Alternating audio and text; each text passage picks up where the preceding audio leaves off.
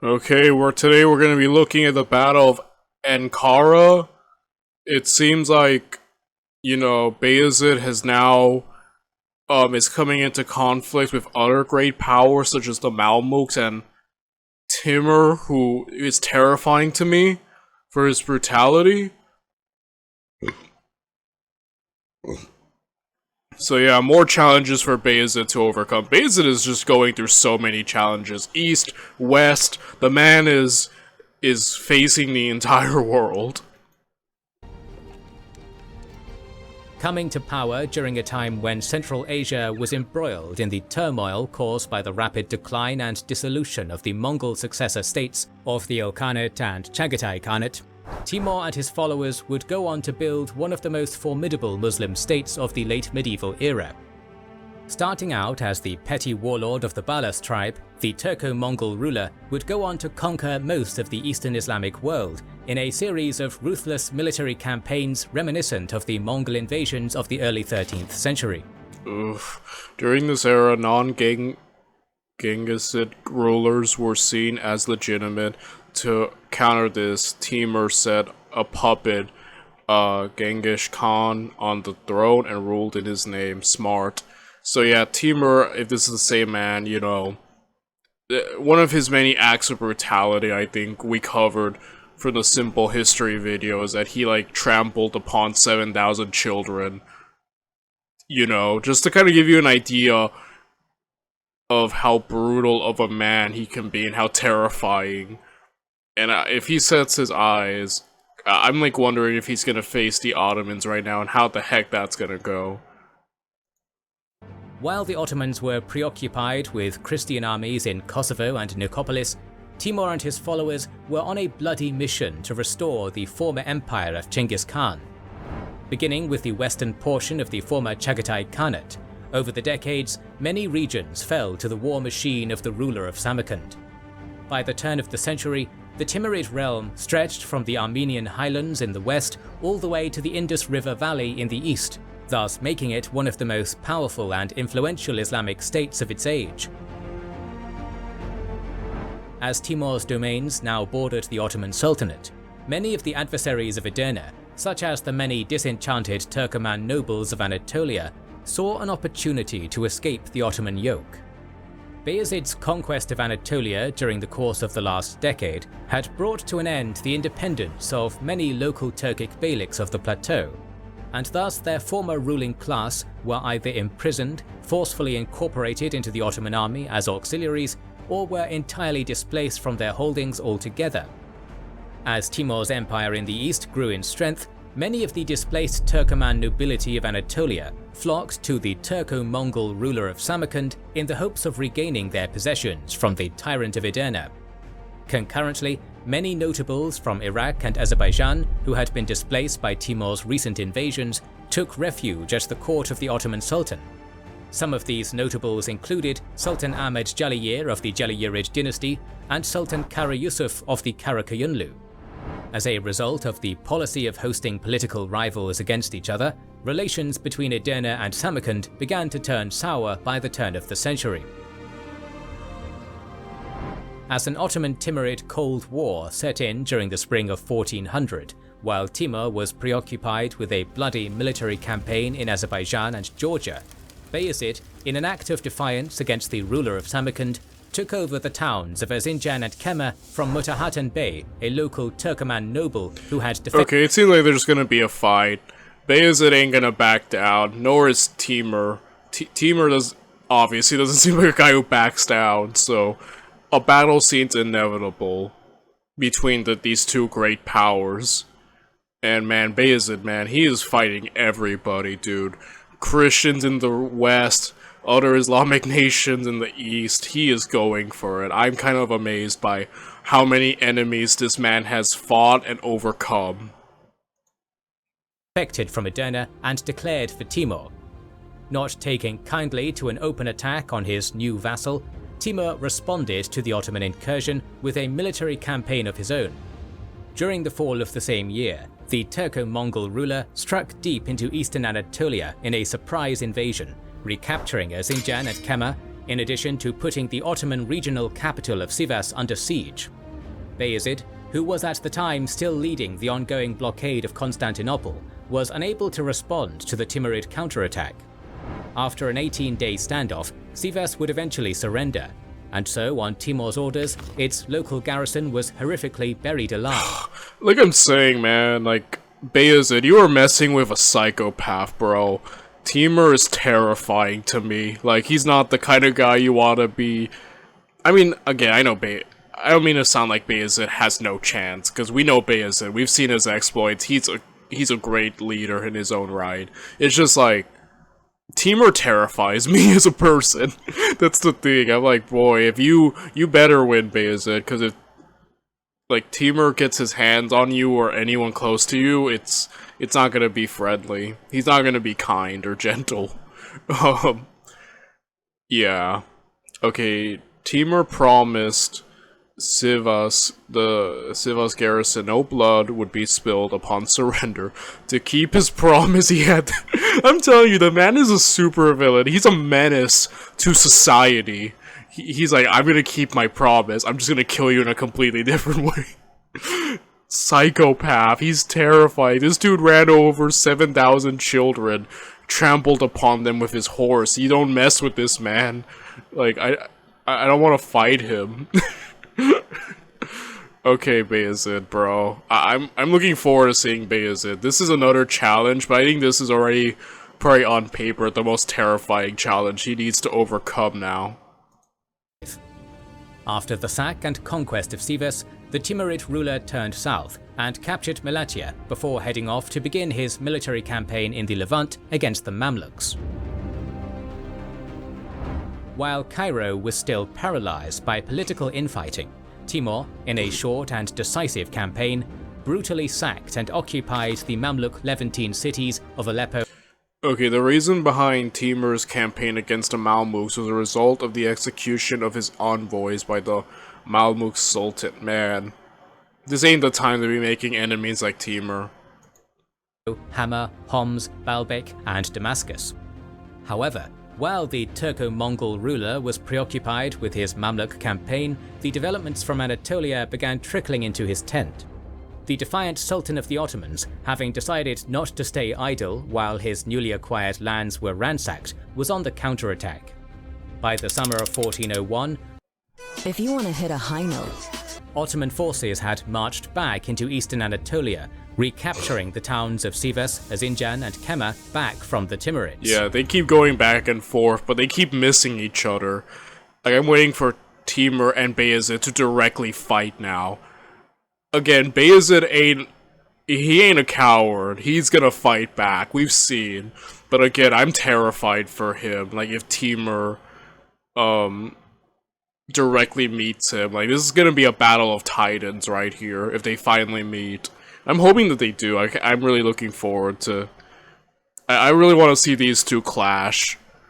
But, yeah. It is here that the two monarchs of Edirne and Samarkand began their famous correspondence with a series of letters sent to each other's courts. Both men accused the other of infidelity and faithlessness to the core tenets of Islam, in addition to bringing up the topic of hosting political rivals in each other's courts. Timur first sent letters to Bayezid urging him to expel the rulers of the Jaliyirids and Karakoyunlu from his lands, lest he bring his wrath upon him. Bayezid responded by stating that the Turco-Mongol ruler should not confuse him with the sultans of Persia, and that the helpless armies of Iraq, Khorasan, and the Mamluks were nothing in comparison to the strength of his armies. I mean, true. You know, Bayezid ain't crippled in that sense. But I think they both want to fight. I think this pretext of getting them... I think they both want to fight. And they're both pretty confident in themselves, rightfully so, of their ability to win a fight. But like I said, like, Timur has, like, created, at least for me personally, has created, like, a weird, dark aura around this video now. His presence being mentioned. Like, the man really traumatized me when I heard about what he did. I'm just like, oh, oh, I haven't been like that since like I learned about the Assyrian Empire and their brutality. You know, we've seen brutal things. It's just Timur, yeah. He caught me off guard. That's why I'm like terrified of him and terrified for Bayezid. Not that I'm calling Bayezid weak or anything, or that I'm underestimating his skill. I'm not. I'm just saying, you know, he's facing a demon right now, you know, and there's definitely the aura shift. The vibe has become menacing in this series just by Timur showing up. So he's messing with a demon right now, yeah. The Ottoman Sultan also added that Timur's bloody military campaigns and his sack of many Muslim cities had made him and his followers dishonor the faith. To fight is our habit, to join in combat our aim, to struggle for the faith our task. Bayezid I.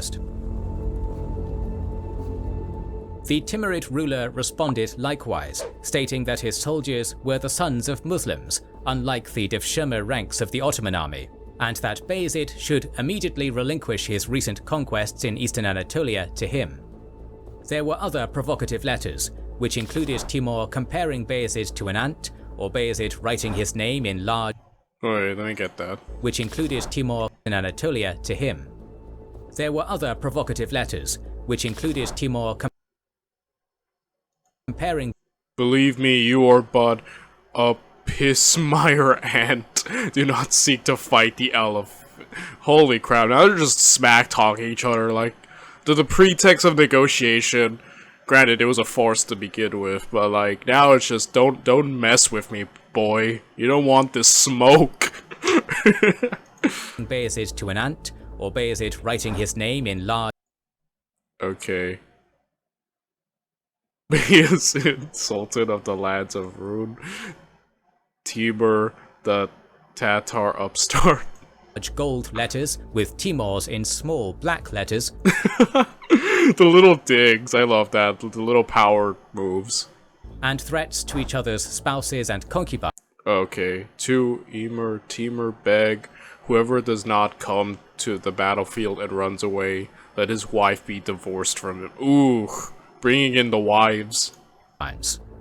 During the multiple rounds of letters, both the prideful and ego-filled rulers of Edirne and Samarkand continued to make their case for being the greater Islamic ruler over the other. With no political progress being achieved by the diplomatic bout, and Bayezid unwilling to submit to Timur's demands of surrendering eastern Anatolia, it was clear that war was on the horizon. Yeah. After suppressing a local revolt in Baghdad initiated by Ahmad Jaliyir from the safety of Ottoman lands in 1401, which ended with the bloody sack of the city. Okay, frustrated by fierce resistance, Timur ordered a vast massacre and demolition, marking another destruction for Baghdad after the Mongol siege. Yeah. Timur officially began preparing for war against Bayezid. First stationing his forces in Azerbaijan for the winter, during the spring of 1402, Timur officially declared war against Edirne and began marching on eastern Anatolia. In quick succession, and without real resistance, Kemer, Erzincan and Sivas again fell to the Timurid ruler. Man, they are fighting over this little portion, huh? They just keep going back and forth. The poor inhabitants are just chilling there, like, one day you're part of the Ottomans, the other Timur, you're just like, ugh. As Timur crossed into Ottoman territory, Bayezid was startled out of his blockade of Constantinople and began preparations to... Man, the Romans are still just hanging on there. They're like, oh, thank God, something to distract him. Oh, please die and don't come back. meet the Turco-Mongol ruler in open battle. First consolidating his Balkan and Anatolian forces in Bursa, Bayezid set out on a rapid march eastwards, stopping briefly at Ankara. There, he was urged by his military officers to make camp and prepare for Timur's arrival, as the local region was well supplied with water and food, and was easy to defend against an attacker due to the hilly terrain. That sounds smart, but I don't think Bayezid might I think Bayezid might go for a more direct battle. However, loathing the idea of allowing Timur to raid his eastern provinces freely, Bayezid left a small garrison behind in Ankara and sped east to Sivas, hoping to— Yeah, Bayezid is... If there's one thing I can say about him, he always takes the initiative. He never is defensive, in a sense that he lays back and let his enemies gain more footholds in his land. Like with the Christians, for example. He will take the initiative, he will move quick, and he will fight on his own terms and bring the battle to his own terms. I will say though, like, Timur, I don't know all of his exploits, all of his failures up to this point, if he's had any defeats, any major ones or whatnot. But I will say, what we do know about Bayezid is that he definitely, while definitely skilled and a good commander, there are times he did get by on luck, like with the Christians kind of being a complete mess, and like, going against their own plans and turning against each other, and then like, you know, the Wallachians, who managed to actually defeat Timur twice. Timur definitely can be defeated. I mean, not Timur. Bayezid, I'm sorry. Bayezid can definitely be defeated. You know what I mean? But... again, like, Timur seems to have it all together. Like, he has the manpower. He's not divided amongst himself as far as we know. He is a fully unified, realized threat. So this might be very different compared to what Bayezid has faced before. But I don't want to underestimate Bayezid, and I don't want anyone to think that I am, or that I'm thinking less of him, just because I'm afraid of Timur. But yeah. I don't think I've ever been afraid of someone, like, as we watch all these videos as much as this one dude. to negate Timur's cavalry superiority in the Pontic Mountains. Let me get that again. Cavalry superiority in Ankara and sped east to Sivas, hoping to negate Timur's cavalry superiority in the Pontic Mountains. Okay, so that's an interesting thing. Timur has cavalry superiority, which can be incredibly beneficial in winning battles. So, yeah, okay. After a couple of days of force marching his army eastwards, near the outskirts of Tokat, the Thunderbolt met and skirmished with what he thought was the Timurid vanguard, and beat them back out of the region. However, in a shocking revelation revealed after the fact, Bayezid and his host had only engaged a diversionary force. While Bayezid was in Tokat, the main Timurid host had cut southwest, taking Kayseri, and was now besieging Ankara. Dang. Timur literally sidestepped him. He's like, nah, like, you thought you were slick, Bayezid, but I got you. I got you, like, holy crap. Outmaneuvering. And Bayezid, man, we already know, I said Bayezid's facing an enemy, I don't think a enemy different from the others, right? That trick would have worked on anyone else. Especially westward, but yeah, essentially he just got sidestepped. Dang, man. Timur literally took the initiative back, you know.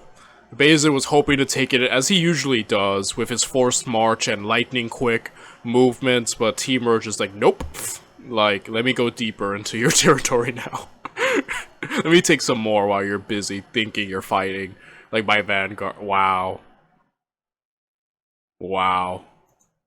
The Ottoman host, in a quick hurry, doubled back to Ankara at full speed under the hot Anatolian summer heat, and as a result, thousands were lost in the forced march. Oh. Being low on water and supplies, the exhausted Ottoman army finally arrived on the outskirts of Ankara and made its camp on the nearby Chubuk plain to the north of the town during the— Yeah, Bayezid probably should have listened to some of his advisors and just waited, because Timur would have already reached him, and he would have been more fresh, but already, this isn't looking good, guys. I think with his forced march, if he had caught him before, would have been fine, but now that he's losing men, low on water, exhaustion's kicking in, Bayezid is crippling himself against an enemy he should probably face with full strength. The second half of July.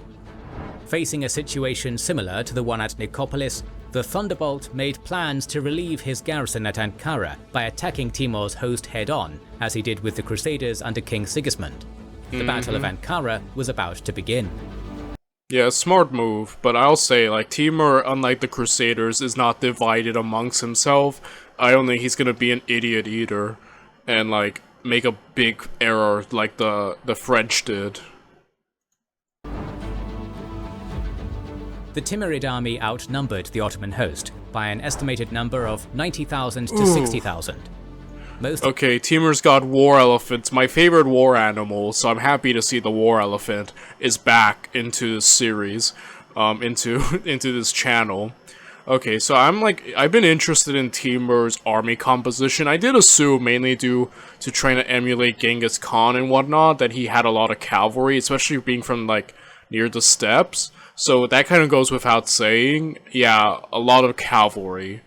But the war elephant too, is pretty cool. As we know, war elephants are, while my favorite animal, they are also incredibly, how do you say, they can be more trouble than they're worth if you're facing an enemy that knows how to scare them off.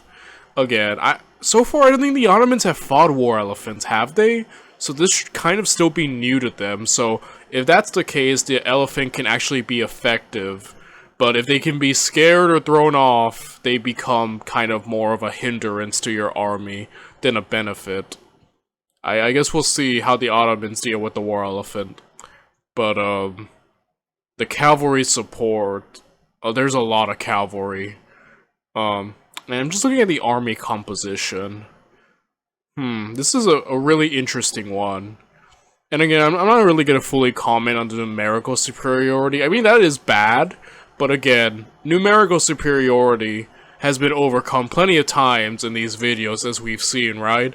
So, let's not pretend that's always the deciding factor. Of Timur's army was comprised of fearsome Chagatai Turkic horse archers, supported by various subject peoples, such as mounted Turkoman, Iranian infantry, and Armenians picked up en route. The army was organized with a center, 2 wings, and a reserve, with a vanguard before each section, and with Timur himself leading the center. His left was led by his youngest son, Shahrukh, and the right by his oldest living son, Miran Shah. The reserve was led by his grandson and heir, Muhammad Sultan. Ahead of the entire army was a row of 32 war elephants from India, clad in bright trappings, housing archers and naphtha throwers, and with swords fastened to their tusks, they were a living rampart to terrify the enemy. Holy crap. The war elephant, man. Like I said, I've mentioned this plenty of times before, the war elephant is my favorite war animal. I just think they're really cool. There's just something so cool about riding a war elephant, but again, they have a lot of disadvantages compared to other animals, like camels, horses, etc. The war elephant has a lot of disadvantages if you have an enemy that can successfully scare them off. Again, like I said, I'm trying to remember all the parts of this series. I apologize if I don't, but I don't think the Ottomans have fought a war elephant yet. So I'm saying that, I've always said this, I think war elephants are great shock units. Like when you're facing an enemy that's not used to them, like think of Pyrrhus of Epirus versus the Romans. The Romans had never really fought war elephants, and so those 2 battles they had were incredibly devastating towards the Romans because they didn't know how to counter them. And that's kind of ideally when war elephants are at their best. But once the Romans found a way to scare them, they essentially became, as we've seen plenty of times, a hindrance as they run back and crash upon their own allies. So again, assuming that the Ottomans don't have a way to actually counter them, this might be GG.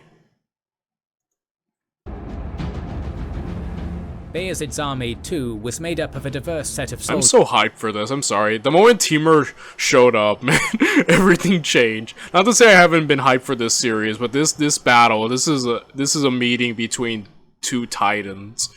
This is a meeting between 2 great people.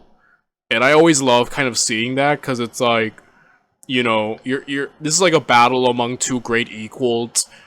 You know, Timur and his great success, and now Bayezid, who we've been following, and his many times where he overcame the great insurmountable odds. you know? So this really is just an epic meeting.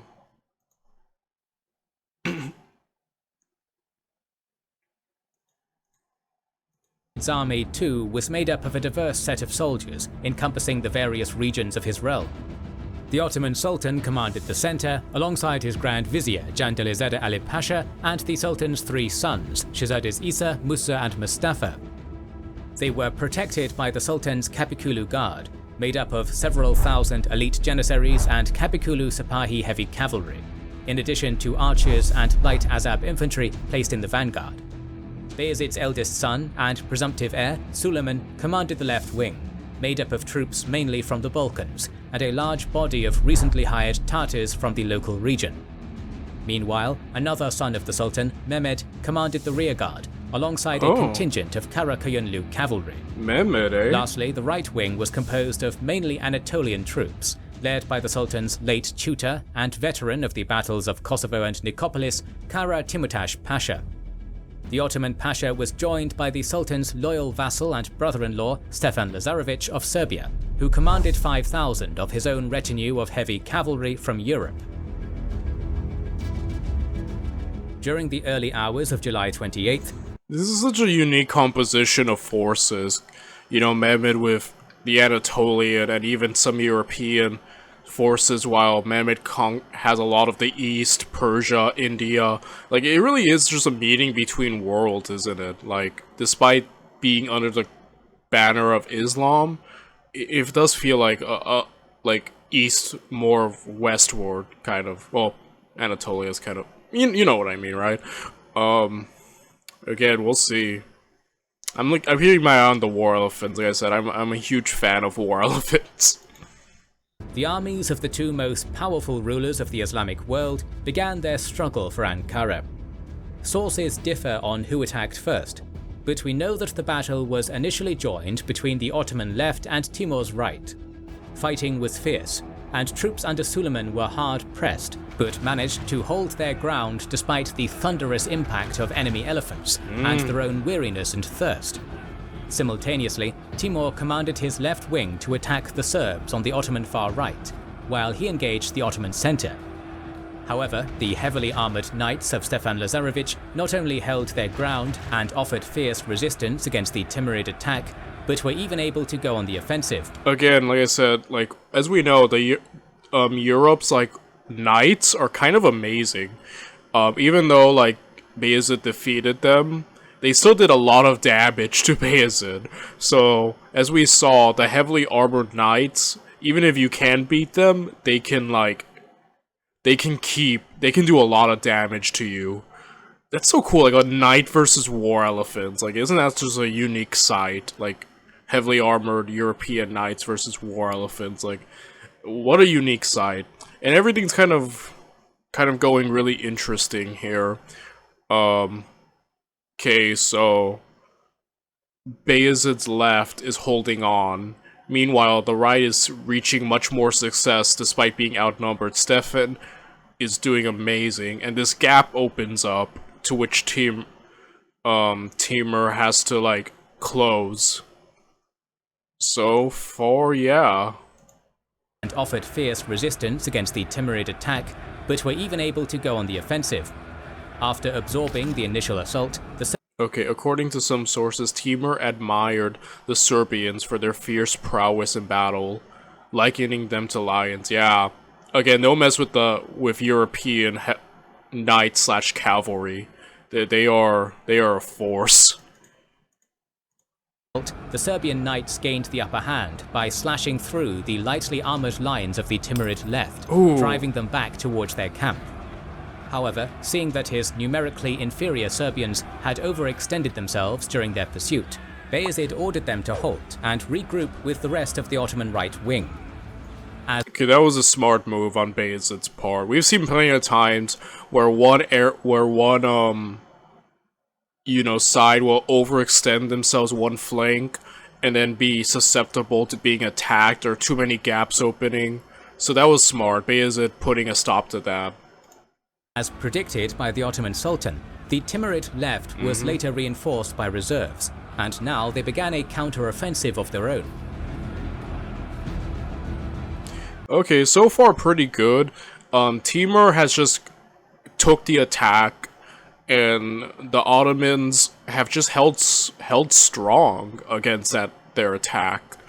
Bayezid immediately putting a stop here shows his good commanding, and at the same time not giving too much of openings or advantages to Timur. So overall, really well done. Now that he was on the counterattack, Timur pulled an ace from his sleeve and Oh. initiated his surprise plan to surround the Ottoman left wing.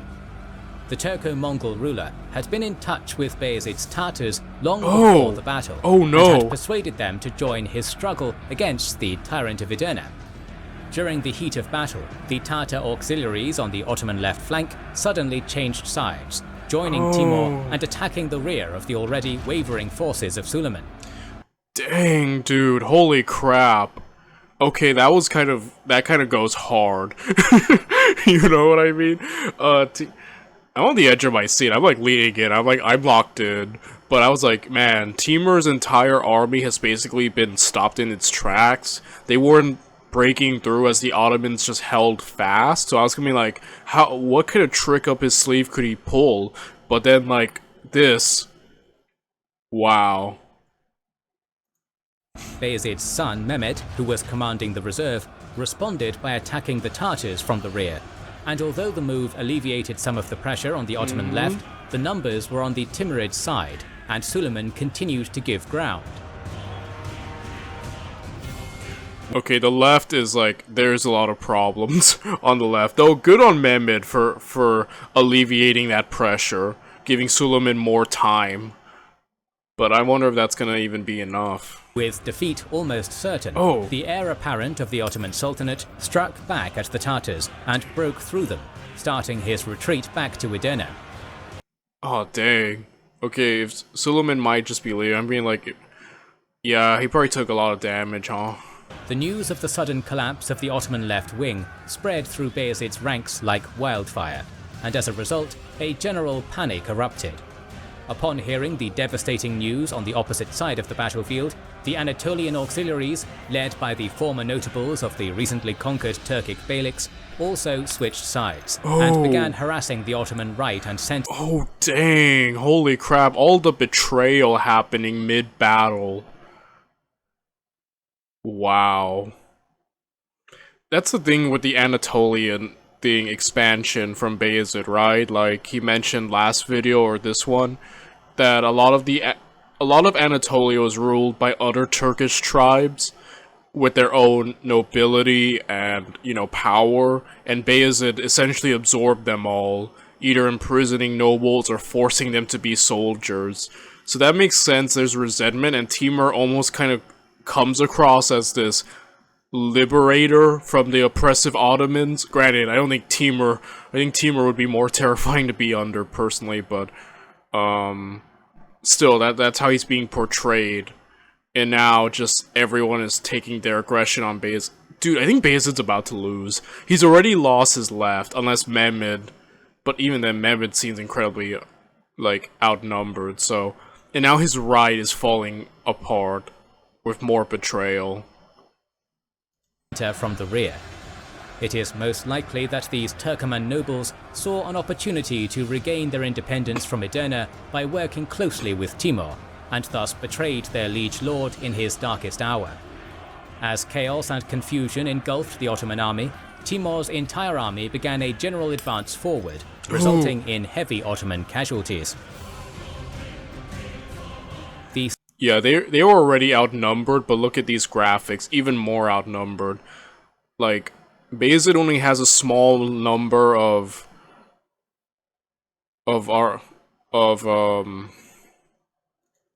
reserves. I don't know why my brain farted.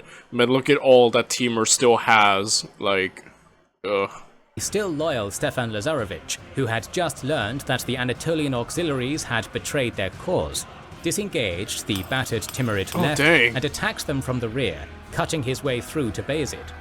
Upon arrival... Dang, holy crap. Stefan, man. Like, Stefan has been really loyal so far, to Bayezid. And even now, still proves to be loyal. That's kind of cool. At his tent, the Serbian prince urged his sultan to flee the battlefield while there was still time. However, scorning the advice of his loyal vassal, Bayezid instead retreated to the hill of Çataltepe behind the Ottoman lines. There he would, with his janissaries and some of his household guards, prepare to make a last stand against Timur. No, get out. Dude, Bayezid, get the heck out.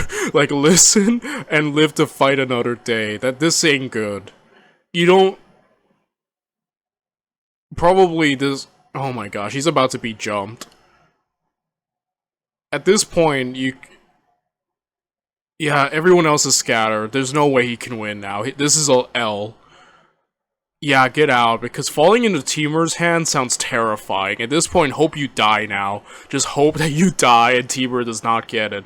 Because Timur's psychotic mind is probably working up machinations on how to torture you. Like, oh gosh, no.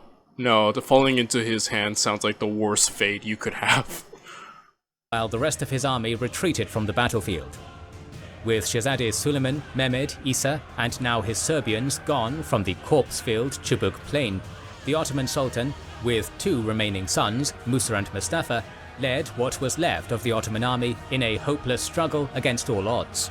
Fighting shoulder to shoulder with their men, axe in hand, the members of the House of Osman fought with vigour and threw back multiple Timurid charges from the hill. This gallant but hopeless defence went on for some hours, until darkness began to fall, and Bayezid's thoughts at last turned to flight. With 300 or so cavalry, he tried to break out to the east. Timur's men, fearing that the greatest prize of all might yet elude them, pursued hotly, and the Sultan was captured when his horse stumbled and threw him off. Oh my gosh, Bayezid, you should have gotten out. Bayezid ignored some pretty good advice, though. Originally from his advisors defending, and then now this of not getting out while he still could. Dude, oh gosh, I don't want to think what Timur has in mind. You just know he has like a notebook full of torture methods or whatnot. He's like, yes, what can I do? Perhaps I can trample you alongside 7,000 children. He's just thinking, I'm sorry. Oh my gosh. With his capture, the Ottoman disaster was complete. Traveling? By sunrise on the 29th of July, Bayezid was brought in bonds to Timur, and the garrison of Ankara soon surrendered. The Battle of Ankara was over. The Ottomans lost more than 30,000 men during the course of the military campaign, against 15,000 casualties for Timur. The victor of Nicopolis was subject to the whims of the Great Emir, leaving his sultanate to suffer a 10-year civil war between his sons. Bayezid had gained the Ottoman throne on the battlefield back during the Battle of Kosovo in 1389, and since then he had won countless victories in Europe and Asia. However, flash forward 13 years, and he now relinquished that same throne on another battlefield. Wow. The Sultan of Rum, like the Roman Emperor Valerian before him, was now subjugated to a life of embarrassment at the hands of his captives. Although no contemporary source states that Bayezid was held in a golden cage, which is commonly told in popular retellings of his story, major psychological damage had been done to the once prideful Sultan of the Ottomans, as his wife and 2 sons were taken captive alongside him. Timur now had free reign over Western Anatolia. Dang, dude, Timur complete. I was right, I felt an ominous chill when Timur showed up last video, and like, I was glazing him up this video at how terrified and worried I was for Bayezid. I'm glad I was correct, in all of that, because man, now Bayezid is just basically trapped. Again, Bayezid overcame so many great odds, but he finally met one challenge he could not overcome. He did make some bad decisions there, you know, in this campaign. And again, I think his pride got in the way. He was really looking for this fight, and, you know, it got in the way. Yeah. The rest of 1402 was spent pillaging across the region. Bursa, the former Ottoman capital, was taken as many Ottoman troops escaped Timur's clutches on Genoese and Venetian galleys, Oh wow. After his victory, Timur sent letters to the kings of France and England, highlighting his success and contrasting with their failure. This man's a menace. Timur, like, not only does he terrify me and like kind of like off-put me, but that he really is just the ultimate menace in society. He's the meme that you wake up and choose violence. This was this man's whole life. He's like, hey, look at what I did what you people couldn't. He just decided to take time to flex on France. Especially France, like, yeah. And their recklessness in fighting Bayezid. Wow. And Bayezid's just walking around, forever humbled now because of this. I'm wondering what Timur's doing, like what kind of like torture he has, psychological or not. Like at this point I would rather be like, just kill me, please. I don't want to be your captive, like, you know. I know what kind of man you are, but wow. This man's a menace. He's a complete menace to society. Kings and Generals, make a Timur series, I'll follow it. Happy to accept payment to transfer them across the straits. Overnight, the Timurid victory at Ankara would reshape the entire geopolitical scene of the entire region, as it saw Constantinople being saved from the clutches of the Ottoman siege. Dude, isn't that hilarious that Timur has indirectly saved the Romans? In their perspective, the Romans must see Timur as a freaking hero. He's like, thank God you showed up. Oh my gosh, thank God Timur has shown up. And then Timur sets his eyes on Constantinople. Now let me siege you. Granted, we know that the Romans fall to the Ottomans. And the Ottomans will rebound. We know history on this channel. But, you know, at this moment, holy crap. This has been great. This might be one of my favorite videos of the entire series.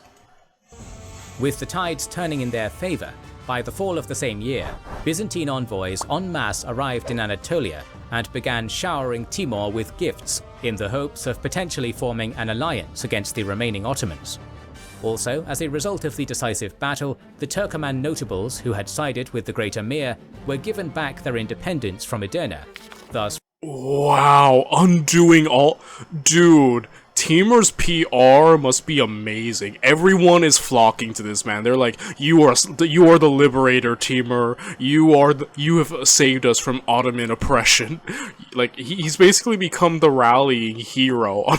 Through all the Ottomans' enemies, he's become the hero of the story. Wow.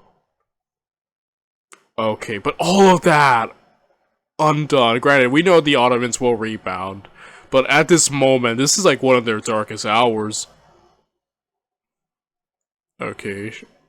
Isa and Mehmed managed to secure control over parts of the former Ottoman territories in Anatolia by recognizing Timur's suzerainty. Let me get that again. That is devastating. And Bayezid has to live to watch all of this happen. Like, Timur's like, I've got torture for you. Let me undo everything you've done, and you have to watch. Like, how much more dominance? What is he gonna have? Like, is he gonna like bang his wife in front of him? Like, that's the only next logical torture now. Like, oh my gosh. I mean, I hope not, but like, you know, like, at this point, how much more dominance can you establish on one man? Especially someone as proud as Bayezid, like, who overcame so much having to witness this. Like, you can only imagine his soul breaking this entire time, right? The remaining Ottomans.